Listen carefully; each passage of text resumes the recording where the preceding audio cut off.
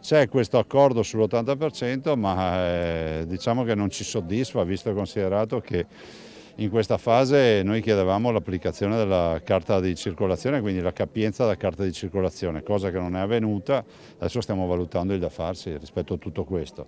Certo è che questo avrà un peso sui bilanci delle società e anche rispetto ai disagi che si creano ai cittadini. L'insoddisfazione del governatore è palpabile, nonostante dal punto di vista formale l'intesa in conferenza Stato-Regioni sia stata raggiunta con l'ok del Comitato Tecnico Scientifico, un compromesso tra la proposta iniziale del 50% della capienza e quella della massima occupazione portata avanti da buona parte dei governatori, Zaia in primis. Il 100% potrà esserci solo per i viaggi brevi, ovvero sotto i 15 minuti. Noi pensiamo che debba essere interpretato con un minimo di elasticità, tanto è vero che adesso ci stiamo ancora confrontando, approfondendo rispetto anche a queste varianti, a queste deroghe che potrebbero aiutare ovviamente a fare in modo che magari l'ultimo tratto della corsa del treno piuttosto che del pullman possa andare al 100%.